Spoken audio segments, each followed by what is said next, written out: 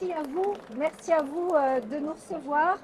Sylvie, avec laquelle j'ai travaillé de votre accord pour cette masterclass.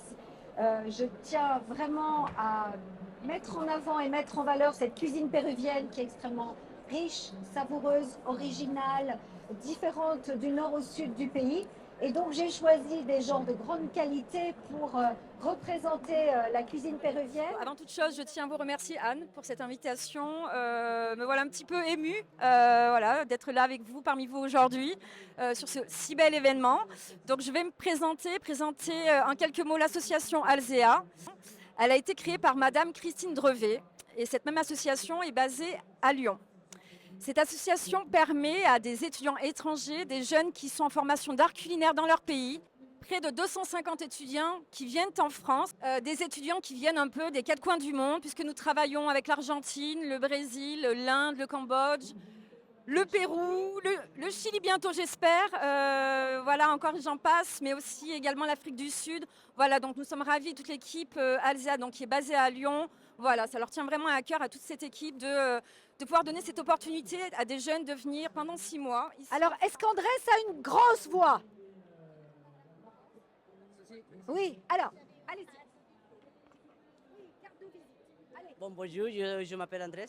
Je suis cuisinière et j'habite en Belleville. Je travaille chez Château maintenant. J'ai commencé comme un commis. Bon. J'ai commencé comme un commis pour un an. Après, je montais comme demi-chef. Et maintenant, je suis chef de partie des poissons. Bon, je passe bien, c'est super gentil, le chef, tout le monde, la salle, le directeur en face. C'est très, très génial. Et bon, c'est super important de travailler en France parce que la cuisine française, c'est incroyable. Bonjour à tous et merci à la région et merci à Anne pour l'invitation. Alors moi, en fait, je suis devenu un passionné du Pérou. J'y ai vécu 14 ans. Et en fait, j'ai uni ma formation professionnelle de l'industrie alimentaire ou de la filière agroalimentaire pour proposer en fait le développement durable de cette filière. Et j'ai une entreprise au Pérou, une entreprise ici dédiée sur ce développement durable. Donc en fait, moi, ce qui m'a impressionné au Pérou, c'est la diversité, la biodiversité qui existe et l'agrobiodiversité.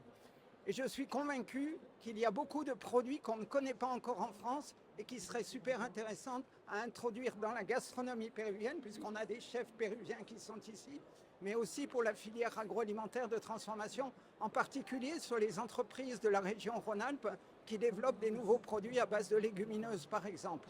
Alors ici, vous avez quelques produits que vous ne connaissez sans doute pas. La patate blanche, qui s'appelle le chuño. En fait, c'est une pomme de terre qui est fermentée en fait, dans l'eau glacée pour développer le pénicillium. Donc, on a une production de pénicilline et après séchée au soleil.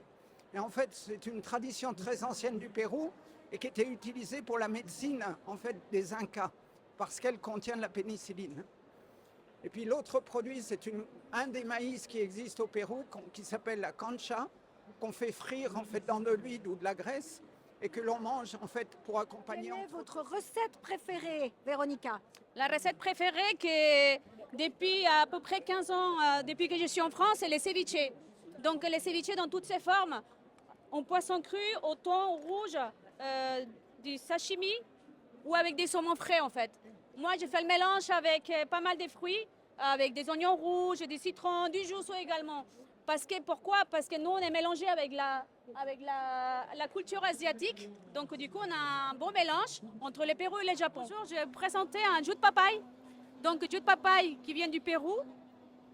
Voilà, 100%. Et donc, il y aura juste des sucres de canne qui vont être rajoutés à déguster tout simplement, en fait. Avec la papaye. On ajoutera juste quelques pointes de citron vert et voilà. Merci beaucoup. Le pones un limoncito. Le pones un limoncito y listo. Dans votre restaurant aussi, il y a des cocktails comme ça? Oui, il y a des cocktails comme ça. Merci beaucoup.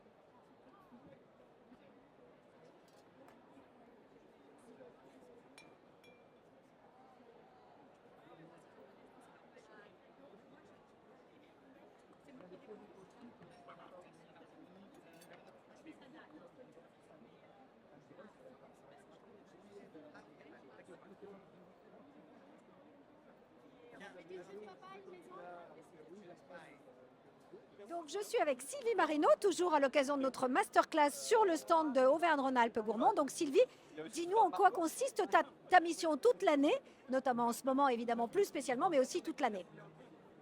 Toute l'année, c'est de monter des opérations pour valoriser les entreprises, les produits d'Auvergne-Rhône-Alpes pour qu'il y ait un meilleur développement économique. Ça passe aussi par l'international avec des échanges parce qu'ensemble, on va plus loin. Et surtout, l'interculturalité favorisera aussi nos produits à l'étranger et donnera envie aux étrangers de venir.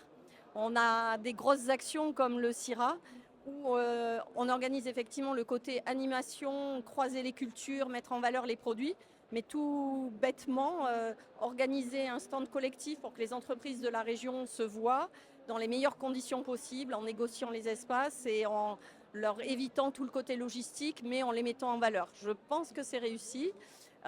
Et on est ravis d'accueillir aussi cette ouverture sur le monde. Je suis avec Sophie Blacher, on continue notre masterclass et Sophie a eu la gentillesse de venir sur le stand de la région Auvergne-Rhône-Alpes dont elle est une des ambassadrices en tant que... Je suis conseillère régionale et je suis particulièrement en charge des sujets économiques, mais comme je suis très gourmande, j'adore venir au CIRA. Voilà, et puis en dehors de ça, tu aimes bien t'approcher du corps consulaire. Tu nous avais très gentiment reçus sur le campus du numérique et tu as une affection particulière pour tous les consuls, notamment de l'étranger, installés ici sur le territoire Auvergne-Rhône-Alpes pour leur valoriser la région. Donc, conseiller régional, ça veut dire que tu fais quoi dans ta mission? Combien de temps ça te prend sur une semaine, par exemple? Oh, c'est difficile à dire parce qu'en fait, ça peut être toute la semaine ou ça peut être un petit peu moins selon les besoins. Ce qui est très important avec le corps consulaire, et c'est en liaison avec notre vice-président Philippe Meunier, c'est vraiment d'avoir des relations, de comprendre, de connaître, de regarder comment on peut travailler en fait avec tous les pays et comment les pays peuvent travailler avec nous. Et ça, c'est un des rôles de la région et en particulier ici, parce que je pense que quand on parle de gourmandise, quand on parle de culinaire avec la région Auvergne-Rhône-Alpes et les pays, c'est vraiment très important.